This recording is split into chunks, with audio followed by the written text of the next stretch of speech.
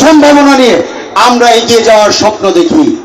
আমরা স্বপ্ন দেখি দীর্ঘ 15 বছর যে ফ্যাসিস্ট রেজিম বাংলাদেশের আনাচে কানাচে তাদের গুন্ডালীগ, তাদের ছাত্রলীগ, তাদের লুটেরা বাহিনী দিয়ে মানুষের বাক স্বাধীনতা হরণ করার মধ্য দিয়ে মানুষের মৌলিক চাহিদা বাস্তবায়ন করার স্থানে মৌলিক চাহিদা হরণ করে দীর্ঘ 15 বছরেরও বেশি বাংলাদেশে অধিকার, মানুষের জনতার অধিকার খর্ব করেছে।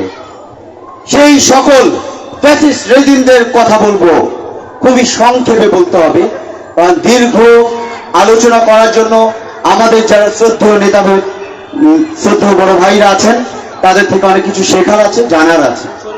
সংক্ষেপে একটা কথা বলবো, স্বাধীনতার স্বপ্নদ্রষ্টা রূপকার মজলুম জননেতা মাওলানা আব্দুল হামিদ খান ভাসানী হক কথা প্রকাশের উদ্যোগ নিয়েছিলেন। এই জন্যই শুধু রাজনৈতিক দল দিয়ে কথা সর্বত্র ছড়িয়ে দেওয়া যাবে না, তাছাড়া মাঠে ময়দানে কথা বলতে দেবে না।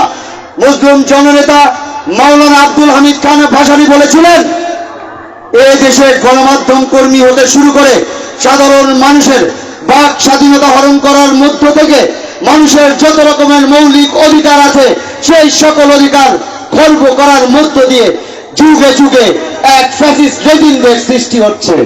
আমাদের মনে রাখতে হবে, দীর্ঘ এই পরিক্রমায় যত রকমের ফ্যাসিস্ট রেজিম ক্রিয়েট করার চেষ্টা করবে, যত রকমের ফ্যাসিস্ট রেজিম দেশের মধ্যে তারা তাদের হাতের হিংস্র নখ দাবানোর চেষ্টা করবে, আমরা সেই নখ উপড়ে নেব। ছাত্র রাজনীতি, দীর্ঘ ছাত্র রাজনীতির মধ্য থেকে আমরা আমাদের শ্রদ্ধেয় যারা অভিভাবক আছেন তাদের থেকে শিখেছি, কোন ফ্যাসিস্টকে সুযোগ দেওয়া যাবে না, কোন ফ্যাসিস্ট রেজিমকে সুযোগ দেওয়া যাবে না। সর্বোপরি একটা কথা বলে শেষ করতে চাই, বাংলাদেশের দীর্ঘ এই গণ অভ্যুত্থানের মধ্য থেকে যে স্বাধীন বাংলাদেশের মধ্যে দ্বিতীয় স্বাধীনতার স্বাদ আমরা এই অক্লান্ত গণ অভ্যুত্থানের মধ্য থেকে প্রাণ দিয়ে, শহীদ আবু সাঈদ মুগ্ধদের প্রাণ দিয়ে যে বাংলাদেশের দ্বিতীয় স্বাধীনতা আমরা অর্জন করেছি, সেই স্বাধীনতা আমরা ধরে রাখার চেষ্টা করব।